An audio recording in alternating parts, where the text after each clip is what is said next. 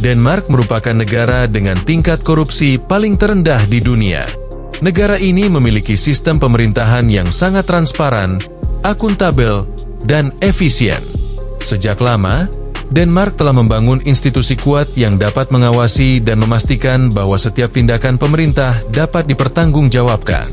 Pemerintahan yang terbuka terhadap pengawasan publik, termasuk kebijakan anti korupsi yang tegas, menjadi landasan penting dalam menciptakan kepercayaan antara masyarakat dan pemerintah. Sistem hukum di Denmark juga sangat independen, memastikan bahwa hukum diterapkan secara adil tanpa adanya intervensi dari kepentingan politik atau ekonomi. Proses peradilan yang transparan dan efisien membantu mencegah praktik korupsi, karena setiap pelanggaran dapat dengan cepat diidentifikasi dan segera dihukum. Selain itu, Denmark memiliki kebijakan yang sangat kuat terkait dengan pengelolaan keuangan, meminimalkan ruang bagi siapapun yang ingin menyalahgunakan dana publik. Masyarakat Denmark juga memiliki peran aktif dalam mengawasi pemerintah. Mereka sering terlibat dalam proses pengambilan keputusan dan memantau kebijakan yang dibuat oleh pemerintah. Budaya di Denmark mengutamakan kejujuran, dan orang-orang di sana percaya bahwa korupsi adalah hal yang sangat tidak diterima dalam masyarakat. Dalam video ini, kita akan melihat lebih dalam mengenai berbagai aspek kehidupan di Denmark, seperti letak geografi, sosial, budaya, sejarah, dan masih banyak yang lainnya.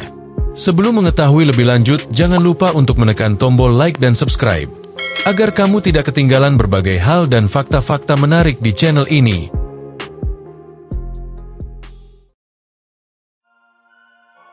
Denmark terletak di Eropa Utara, berbatasan langsung dengan Jerman di selatan.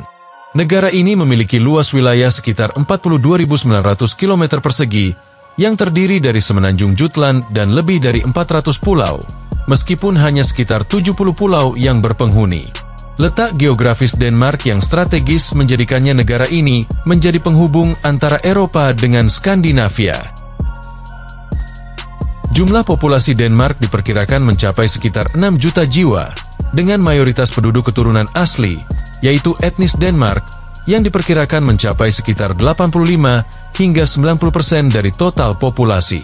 Etnis ini terdiri dari orang-orang yang memiliki darah keturunan Skandinavia, dengan sejarah panjang yang berakar di wilayah tersebut. Masyarakat Denmark umumnya berbicara dalam bahasa Denmark dan menganut budaya serta tradisi yang khas dari negara tersebut. Selain etnis Denmark, ada pula kelompok minoritas yang mencakup berbagai latar belakang. Etnis lain yang berasal dari negara-negara Eropa, Timur Tengah, Asia, dan Afrika membentuk sekitar 10 hingga 15% dari populasi. Beberapa kelompok terbesar berasal dari Turki, Pakistan, Somalia, dan negara-negara lainnya. Meskipun demikian, kelompok etnis minoritas di Denmark berjumlah relatif kecil dibandingkan dengan penduduk etnis Denmark. Agama utama di Denmark adalah Kristen, dengan sebagian besar penduduknya menganut agama Kristen Protestan, khususnya gereja Denmark Evangelik Lutheran, dan merupakan gereja utama di negara ini. Sekitar 75% hingga 80% dari total penduduk terdaftar sebagai anggota gereja Denmark, meskipun tingkat partisipasi aktif dalam ibadah atau kegiatan keagamaan jauh lebih rendah. Selain Kristen, ada juga kelompok minoritas agama lain di Denmark, meskipun jumlahnya kecil. Muslim diperkirakan membentuk sekitar 5% hingga 6% dari populasi, dan ada juga kelompok-kelompok agama lain seperti Yahudi atau Hindu yang hanya mencakup sedikit dari populasi. Secara keseluruhan, Denmark adalah negara dengan tingkat sekularisme yang tinggi, di mana banyak orang tidak terikat secara formal pada agama tertentu, meskipun agama tetap memiliki peran dalam budaya dan sejarah negara ini. Kehidupan sehari-hari masyarakat Denmark sangat dipengaruhi oleh nilai-nilai keseimbangan antara pekerjaan dan kehidupan pribadi. Sebagian besar orang Denmark bekerja sekitar 37 jam seminggu, dengan waktu libur yang cukup panjang, termasuk cuti tahunan yang minimal 5 minggu. Bekerja dan memiliki waktu untuk keluarga, teman, serta diri sendiri adalah hal yang sangat dihargai. Selain itu, fleksibilitas di tempat kerja juga sangat umum, Banyak yang bekerja dari rumah atau memiliki jam kerja yang dapat disesuaikan. Orang Denmark cenderung sangat tertib dan menghargai kebersihan. Mereka memiliki budaya hygge, yaitu menciptakan suasana nyaman dan hangat di rumah atau dalam kegiatan sosial. Kebanyakan orang menghabiskan waktu luang mereka di luar ruangan, bersepeda atau berjalan-jalan di alam, bahkan di tengah cuaca dingin sekalipun. Aktivitas sosial seringkali sederhana, seperti berkumpul dengan teman atau keluarga untuk menikmati makanan bersama. Gaji rata-rata di Denmark cukup tinggi dibandingkan dengan banyak negara lain, tetapi biaya hidup juga relatif mahal. Secara umum, gaji bulanan rata-rata di Denmark sebelum pajak berkisar antara 29.000 hingga 33.000 krona Denmark, yang setara dengan sekitar 70 hingga 80 juta rupiah per bulan. Setelah pajak, pendapatan bersih biasanya sekitar 70 hingga 75% dari gaji bruto, karena sistem pajak di Denmark cukup tinggi. Hal ini mencerminkan komitmen negara untuk menyediakan layanan publik yang berkualitas seperti pendidikan dan kesehatan yang gratis. Di kota-kota besar, gaji cenderung lebih tinggi dibandingkan dengan wilayah lain di Denmark. Pendapatan tahunan di Copenhagen bisa mencapai sekitar 52.000 krona atau setara 124 juta rupiah per bulan untuk pekerjaan di sektor-sektor seperti teknologi, kesehatan, dan pendidikan. Pekerjaan di sektor teknologi sangat dibutuhkan di sini karena permintaan untuk keterampilan informasi teknologi di Denmark sangat besar. Biaya hidup di Denmark tergolong tinggi, terutama di kota-kota besar seperti Copenhagen. Harga barang-barang kebutuhan pokok, seperti makanan, pakaian, dan barang rumah tangga, lebih mahal dibandingkan dengan banyak negara lainnya. Misalnya, harga bahan makanan di supermarket cenderung lebih tinggi, dan makan di luar juga memerlukan anggaran yang lebih besar. Biaya tempat tinggal menjadi salah satu pengeluaran terbesar. Sewa apartemen di Copenhagen bisa sangat mahal, terutama jika tinggal di pusat kota. Untuk apartemen satu kamar di pusat kota, biaya sewa bulanan bisa mencapai lebih dari 10.000 krona Denmark atau senilai 25 juta rupiah. Meskipun di luar kota biaya sewa bisa jauh lebih rendah, banyak orang yang memilih untuk tinggal di pinggiran kota atau berbagi rumah untuk menghemat pengeluaran. Transportasi juga mempengaruhi biaya hidup. Meskipun Denmark memiliki sistem transportasi umum yang efisien, harga tiket kereta dan bus ataupun bahan bakar kendaraan cukup tinggi. Meskipun demikian, banyak orang yang lebih memilih menggunakan sepeda untuk menghemat biaya transportasi. Di Denmark, pajak merupakan salah satu yang tertinggi di dunia, dengan pajak penghasilan yang dapat mencapai hingga 55%. Meskipun tingkat pajak yang tinggi ini, masyarakat Denmark menerima layanan publik yang sangat berkualitas sebagai imbalannya. Pajak yang dibayarkan digunakan untuk mendanai berbagai layanan publik yang krusial, seperti sistem kesehatan dan pendidikan yang bebas biaya bagi semua warga negara. Sistem kesehatan di Denmark sepenuhnya dibiayai oleh pajak, memberikan akses medis gratis kepada semua penduduk tanpa biaya tambahan, termasuk kunjungan ke dokter, perawatan rumah sakit, dan layanan medis lainnya. Begitu juga dengan pendidikan, mulai dari pendidikan dasar hingga perguruan tinggi, yang semuanya gratis atau hampir tanpa biaya untuk warga negara. Selain itu, pajak yang tinggi juga mendanai sistem kesejahteraan sosial yang kuat, yang memberikan berbagai manfaat bagi warga yang membutuhkan, seperti tunjangan pengangguran dan pensiun. Hal ini menciptakan rasa aman bagi masyarakat, karena mereka tahu bahwa jika mereka membutuhkan bantuan, negara akan memberikan dukungan. Dengan sistem yang transparan dan efisien, serta layanan publik yang berkualitas, pajak yang tinggi di Denmark dianggap sebagai investasi dalam kualitas hidup dan keberlanjutan sosial negara. Denmark dikenal sebagai salah satu negara yang sangat peduli dengan masalah lingkungan dan keberlanjutan. Negara ini telah lama menjadi pemimpin global dalam hal kebijakan lingkungan yang inovatif dan efisien. Salah satu aspek yang paling menonjol adalah komitmen Denmark untuk mengurangi emisi karbon dan mempercepat transisi ke energi terbarukan. Denmark memiliki rencana ambisius untuk menjadi negara bebas karbon pada tahun 2050, Dan untuk mencapai tujuan tersebut, mereka telah mengimplementasikan berbagai kebijakan yang mendukung penggunaan energi angin, matahari, dan biomasa. Salah satu pencapaian terbesar Denmark dalam bidang energi terbarukan adalah pengembangan dan pemanfaatan energi angin. Negara ini adalah salah satu produsen energi angin terbesar di dunia, dengan sebagian besar listrik yang dihasilkan berasal dari turbin angin. Selain itu, Denmark juga mendorong penggunaan energi bersih di sektor transportasi dengan mengembangkan infrastruktur untuk kendaraan listrik dan mendorong warganya untuk beralih dari kendaraan berbahan bakar fosil ke kendaraan ramah lingkungan.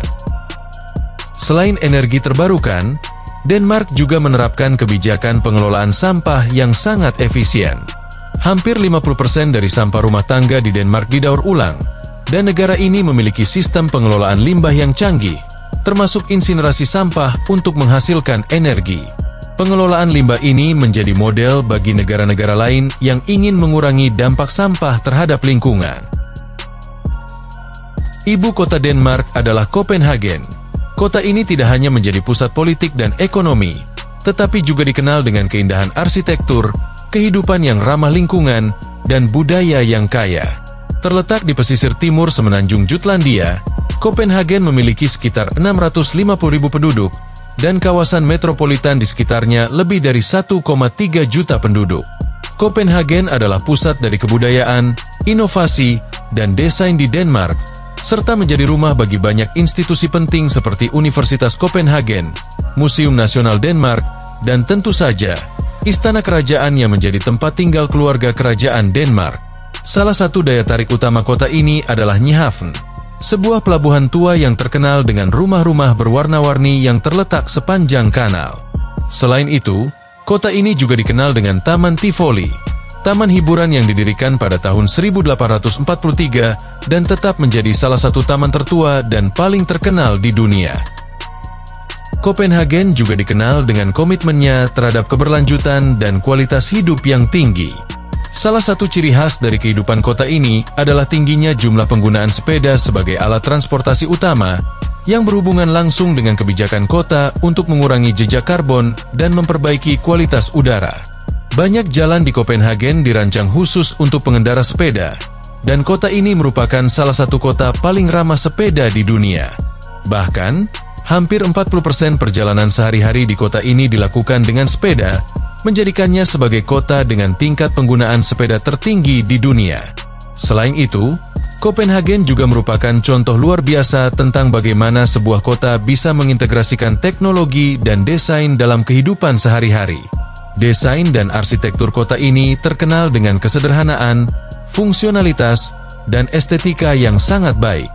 Banyak bangunan di Copenhagen menggunakan prinsip desain yang ramah lingkungan, dengan banyaknya bangunan yang dilengkapi dengan teknologi hemat energi dan menggunakan bahan bangunan yang berkelanjutan. Pemerintah kota juga sangat mendukung inisiatif yang berkaitan dengan keberlanjutan dan inovasi hijau. Sejarah Denmark. Pada abad ke-8 hingga ke-11 Masehi, Denmark memasuki era Viking, yang merupakan periode penting dalam sejarah Denmark, di mana bangsa Viking termasuk orang-orang Denmark memainkan peran dominan dalam dunia Eropa. Pada sekitar tahun 800 Masehi, bangsa Viking mulai melakukan penyerangan dan ekspansi ke berbagai wilayah, terutama ke Inggris, Irlandia, dan Prancis. Mereka dikenal karena keterampilan mereka dalam pelayaran, yang memungkinkan mereka melakukan perjalanan jauh hingga ke Timur Tengah dan bahkan Amerika Utara. Pada masa ini, mereka tidak hanya menjadi penyerang, tetapi juga pedagang, penjelajah, dan pemukim. Bangsa Viking Denmark bersama dengan Viking dari Norwegia dan Swedia membentuk jaringan perdagangan yang luas di seluruh Eropa dan Asia. Pada abad ke-10, Viking Denmark mulai memperluas pengaruhnya dengan menaklukkan wilayah besar di Inggris yang dikenal dengan nama Danelaw, sebuah wilayah yang terdiri dari bagian timur dan utara Inggris yang diperintah oleh bangsa Viking. Periode ini berakhir pada awal abad ke-12, dengan bangsa Viking mulai berasimilasi dengan budaya Eropa lainnya dan berkurangnya ekspansi mereka seiring dengan meningkatnya pertahanan dan organisasi politik di wilayah yang mereka kuasai. Meskipun demikian, warisan Viking tetap terasa dalam budaya, bahasa, dan struktur sosial di banyak negara Eropa, termasuk di Denmark, yang memainkan peran besar dalam pembentukan identitas bangsa ini. Pada periode 1100 hingga 1400 Masehi, kerajaan Denmark mengalami kemajuan dalam kebudayaan, namun juga banyak menghadapi tantangan eksternal. Sebagai contoh, pada abad ke-12, kerajaan Denmark mulai mengembangkan sistem pemerintahan yang lebih terstruktur dan mengukuhkan posisinya sebagai kekuatan politik yang dominan di Eropa Utara. Namun, pada saat yang sama, terjadi ketegangan dengan kerajaan-kerajaan tetangga seperti Swedia dan Norwegia yang menuntut pertarungan untuk menguasai wilayah-wilayah strategis di Skandinavia. Meskipun Denmark seringkali berhasil mempertahankan posisinya, persaingan dan perang di wilayah tersebut terus berlanjut sepanjang abad ke-14, yang akhirnya memengaruhi stabilitas politik negara ini. Pada periode 1500 hingga 1800, Denmark terlibat dalam serangkaian perang dengan Swedia yang sangat mempengaruhi posisi geopolitik dan kekuasaannya di Eropa Utara. Di awal abad ke-16, Denmark merupakan salah satu kekuatan besar di wilayah tersebut. Namun persaingan dengan Swedia yang semakin kuat menyebabkan ketegangan yang berujung pada serangkaian konflik militer. Salah satu peristiwa penting adalah Perang Kalmar pada tahun 1611 hingga 1613 yang menandai salah satu upaya Denmark untuk mempertahankan pengaruhnya di wilayah Skandinavia. Namun Denmark akhirnya kalah dan harus menyerahkan wilayah pentingnya ke Swedia. Selain itu, Perang 30 tahun yang terjadi pada 1618 hingga 1648, meskipun Denmark terlibat di pihak Protestan, mereka tidak berhasil mendapatkan keuntungan signifikan, malah mengalami kerugian besar. Akibatnya, Swedia semakin menguat dan menjadi ancaman serius bagi Denmark. Pada Perang Denmark-Swedia tahun 1657, Denmark kembali mengalami kekalahan besar yang menyebabkan kehilangan lebih banyak wilayah, termasuk Skane, Halland, dan Blekinge yang menjadi bagian dari Swedia hingga saat ini. Kekalahan demi kekalahan ini melemahkan dominasi Denmark di Eropa Utara dan memaksa negara tersebut untuk merumuskan ulang strategi politik dan militernya. Pada akhir abad ke-18, meskipun Denmark berhasil mempertahankan sebagian besar wilayahnya, negara ini sudah tidak lagi menjadi kekuatan besar yang memimpin wilayah Skandinavia. Di sisi lain, Swedia bangkit sebagai negara yang dominan di kawasan tersebut. Seiring dengan berjalannya waktu, meskipun terlibat dalam beberapa konflik dengan negara-negara besar lainnya, pengaruh Denmark di Eropa Utara semakin menurun, sementara Swedia menjadi kekuatan utama di kawasan tersebut. Pada era modern dan proses pembentukan negara demokrasi, Denmark mengalami perubahan besar dalam struktur pemerintahan dan identitas nasionalnya. Pada tahun 1849, Denmark mengadopsi konstitusi baru yang mengakhiri sistem monarki absolut dan memperkenalkan monarki konstitusional. Hal ini menandai awal dari transisi negara menuju sistem demokrasi yang lebih modern, dengan dibentuknya parlemen yang memiliki peran penting dalam proses pengambilan keputusan. Namun, periode ini juga ditandai dengan ketegangan politik dan sosial yang cukup besar, terutama akibat konflik-konflik dengan negara-negara tetangga. Pada 1864, Denmark mengalami kekalahan besar dalam Perang Schleswig, sebuah konflik melawan Prusia dan Austria yang mengakibatkan kehilangan wilayah penting seperti Schleswig dan Holstein. Kekalahan ini memperburuk posisi Denmark di Eropa, namun juga menjadi titik balik dalam penataan ulang politik dalam negeri, mendorong reformasi internal dan fokus pada pemulihan ekonomi dan stabilitas politik. Selama periode ini, Denmark mulai mengadopsi sistem pendidikan yang lebih modern, meningkatkan industrialisasi, dan memperkuat infrastruktur negara. Selama Perang Dunia Pertama, Denmark memilih untuk tetap netral, tetapi dampak dari perang tersebut cukup terasa, terutama dalam perubahan sosial dan ekonomi. Meskipun tidak terlibat langsung dalam pertempuran, negara ini menghadapi tantangan besar dalam mengelola dampak perang global yang turut memengaruhi ekonomi dan hubungan internasionalnya. Pada akhir periode ini, Denmark mulai memasuki fase yang lebih stabil, dengan berbagai reformasi sosial dan kebijakan ekonomi yang bertujuan untuk menanggulangi dampak dari perang dan memperkuat posisi negara di dunia internasional. Setelah Perang Dunia Kedua, Denmark memainkan peran penting dalam pembentukan organisasi internasional yang bertujuan menciptakan perdamaian dan stabilitas di Eropa. Pada tahun 1949, Denmark bergabung dengan NATO, sebuah aliansi militer yang dirancang untuk melawan ancaman Uni Soviet selama Perang Dingin. Keanggotaan ini menandai komitmen Denmark terhadap keamanan kolektif dan stabilitas geopolitik. Pada tahun 1973, Denmark mengubah arah politik dan ekonomi dengan bergabung dengan Uni Eropa, dulu yang dikenal sebagai Komunitas Ekonomi Eropa atau EC. Keanggotaan ini membuka peluang bagi Denmark untuk memperluas pasar dan meningkatkan integrasi ekonomi dengan negara-negara Eropa lainnya. Meskipun demikian, pada tahun 2000, Denmark memilih untuk tidak mengadopsi euro sebagai mata uang mereka, meskipun tetap menjadi bagian dari Uni Eropa. Keputusan ini menunjukkan adanya sikap hati-hati terhadap perubahan besar dalam kebijakan ekonomi dan moneter. Selama dekade-dekade berikutnya, Denmark terus mempertahankan reputasinya sebagai negara dengan sistem sosial yang maju dan salah satu negara dengan kualitas hidup terbaik di dunia. Keberlanjutan dan kebijakan ramah lingkungan menjadi fokus utama negara ini, dan mereka menjadi pelopor dalam pengembangan energi terbarukan dan kebijakan pengurangan emisi karbon. Di sisi lain, meskipun menjadi bagian dari Uni Eropa, Denmark tetap mempertahankan beberapa kebijakan domestik yang lebih independen, seperti kebijakan imigrasi dan kontrol mata uang. Kini, Denmark telah menjadi salah satu negara yang sangat dihormati dalam hal pemerintahan yang stabil, kualitas hidup yang tinggi, serta kontribusinya dalam isu global seperti perubahan iklim, hak asasi manusia, dan perdamaian internasional. Negara ini menunjukkan bagaimana negara kecil dengan kebijakan progresif dan inklusif dapat memiliki dampak besar di kancah internasional.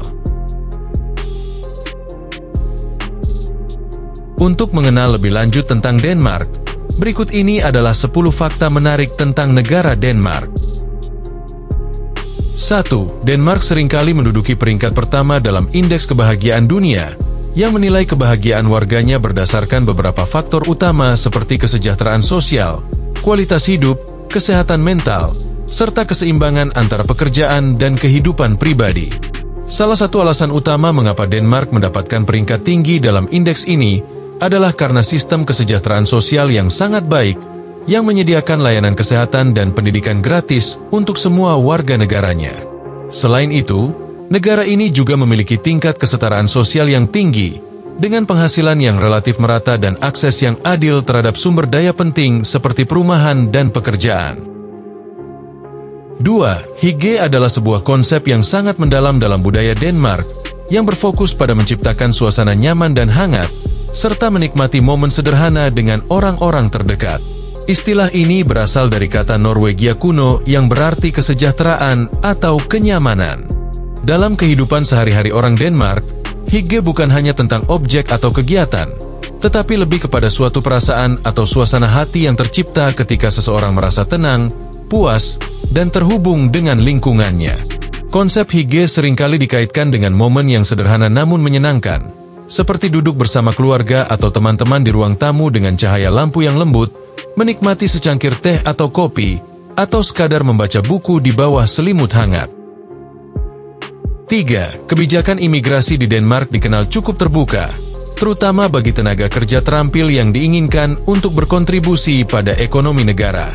Sejak beberapa tahun terakhir, Denmark telah menerapkan sistem imigrasi berbasis poin yang dirancang untuk menarik individu dengan keterampilan yang dibutuhkan, seperti dalam sektor teknologi, medis, dan teknik. Program seperti Fast Track Scheme memungkinkan perusahaan untuk merekrut pekerja asing dengan keterampilan tinggi dalam waktu yang relatif cepat. Selain itu, ada juga Green Card Scheme yang memberi kesempatan bagi profesional untuk datang dan mencari pekerjaan di Denmark dalam jangka waktu tertentu. Pemerintah Denmark telah berfokus pada imigrasi yang dapat memberikan manfaat ekonomi jangka panjang bagi negara. Dalam beberapa tahun terakhir, meskipun ada debat terkait kebijakan imigrasi dan kontrol yang lebih ketat, Denmark tetap mempertahankan kebijakan yang memungkinkan imigrasi terarah untuk memenuhi kebutuhan pasar tenaga kerja.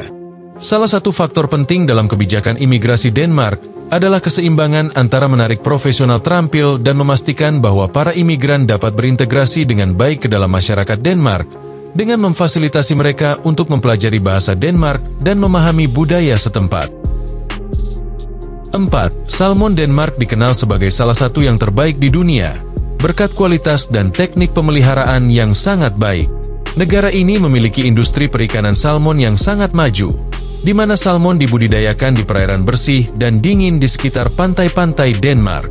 Proses pemeliharaan yang ketat, mulai dari pemilihan bibit hingga pengolahan, memastikan salmon yang dihasilkan memiliki rasa yang segar, tekstur yang lembut, dan kandungan gizi yang tinggi. 5. Festival Makanan Nordik di Denmark adalah salah satu perayaan kuliner yang mengangkat keunikan masakan tradisional negara-negara Nordik, termasuk Denmark. Festival ini bertujuan untuk merayakan dan memperkenalkan bahan-bahan lokal yang digunakan dalam masakan kawasan Nordik, serta inovasi dalam dunia kuliner yang memanfaatkan bahan-bahan tersebut. Makanan yang disajikan dalam festival ini menonjolkan produk-produk alami, seperti ikan, daging, sayuran musiman, serta hasil laut yang diolah dengan cara yang tradisional maupun modern. Festival ini juga menekankan pada prinsip keberlanjutan, dengan banyaknya bahan-bahan yang diambil dari sumber daya alam lokal yang ramah lingkungan dan mengutamakan pengurangan limbah. Selain itu, Festival Makanan Nordik juga menjadi ajang bagi para koki terkenal dari kawasan Nordik untuk menampilkan keterampilan mereka dalam memasak dan mengolah bahan-bahan lokal menjadi hidangan yang unik dan bergizi. Hal ini juga memberi kesempatan bagi pengunjung untuk mencicipi hidangan-hidangan yang tidak hanya mengutamakan rasa, tetapi juga keberlanjutan dan keaslian dari bahan-bahan yang digunakan. 6. Taman Hiburan Tivoli, yang terletak di pusat kota Copenhagen, merupakan salah satu taman hiburan tertua dan paling terkenal di dunia. Dibuka pada tahun 1843, Tivoli menjadi inspirasi bagi Walt Disney dalam merancang Disneyland pertama di California. Taman ini tidak hanya dikenal karena wahana-wahananya yang menarik, tetapi juga karena desain arsitektur yang memadukan gaya klasik dan modern, menciptakan atmosfer yang unik. Tivoli memiliki berbagai atraksi yang menarik, mulai dari roller coaster klasik, taman bunga yang indah, hingga konser musik dan pertunjukan seni yang berlangsung sepanjang tahun. 7. Greenland adalah wilayah yang terletak di utara Samudra Atlantik, dan secara politik merupakan bagian dari kerajaan Denmark. Meskipun Greenland memiliki otonomi yang luas dalam pemerintahan internalnya, wilayah ini tetap menjadi bagian dari Denmark. Sebagai negara otonom, Greenland memiliki pemerintahannya sendiri dengan parlemen dan perdana menteri. Namun beberapa urusan, seperti kebijakan luar negeri dan pertahanan, tetap berada di bawah kendali Denmark. 8. Gammeldansk adalah minuman tradisional khas Denmark yang sering dianggap sebagai simbol dari kebudayaan dan cara hidup orang Denmark.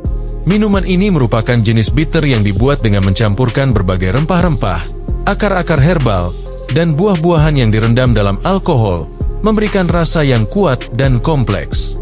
Gammeldansk pertama kali diperkenalkan pada tahun 1960-an oleh perusahaan minuman terkenal Denmark, Aalborg. Nama Gammeldansk sendiri berarti Denmark kuno, yang mencerminkan akar tradisional dari minuman ini. Meskipun saat ini Gammeldansk lebih sering dikaitkan dengan konsumsi setelah makan sebagai minuman penutup, banyak orang Denmark yang mengonsumsinya untuk tujuan kesehatan, karena dianggap memiliki manfaat bagi pencernaan. 9. Denmark, selain dikenal dengan kualitas hidup yang tinggi dan keberlanjutan lingkungan, juga memiliki warisan geologi yang kaya. Salah satunya terletak di Mons Klint, sebuah tebing kapur yang mempesona di Pulau Mons, bagian dari wilayah Denmark. Mons Klint terkenal karena fosil-fosil dinosaurus yang ditemukan di sepanjang pantainya, yang memberikan wawasan penting tentang kehidupan masa lalu bumi. Tebing kapur ini terbentuk sekitar 70 juta tahun yang lalu, selama periode Cretaceous, dan saat ini menjadi salah satu situs geologi yang paling signifikan di Eropa. Fosil-fosil yang ditemukan di sini, termasuk fosil moluska dan fosil reptil laut, mencatatkan bukti kehidupan laut yang ada pada masa tersebut, serta perubahan iklim dan lingkungan yang terjadi di bumi selama jutaan tahun. 10. Lego, mainan blok bangunan yang dikenal di seluruh dunia, berasal dari Denmark.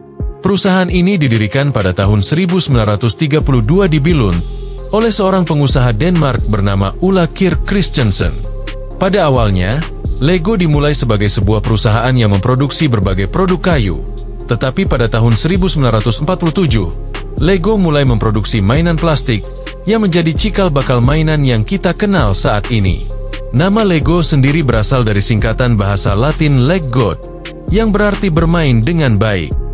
Lego pertama kali memperkenalkan sistem blok yang dapat disusun dan disatukan pada tahun 1949.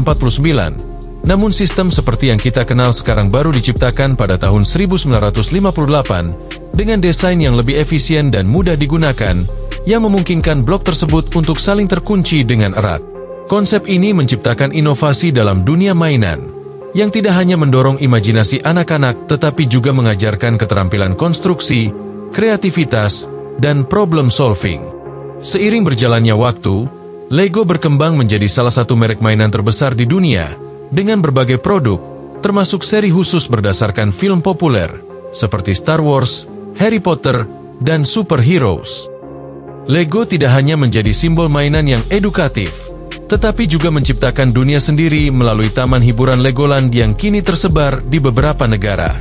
Selain itu, Lego juga telah memperkenalkan konsep permainan yang lebih besar melalui aplikasi digital, video game, dan film animasi, memperluas pengaruhnya dalam budaya pop global. Dan itulah beberapa fakta-fakta menarik mengenai negara Denmark. Jika kamu menikmati video ini, jangan lupa untuk memberikan like, meninggalkan komentar, dan menekan tombol subscribe agar kamu tidak ketinggalan berbagai informasi menarik lainnya. Sekian dulu untuk kali ini, dan sampai jumpa di video berikutnya.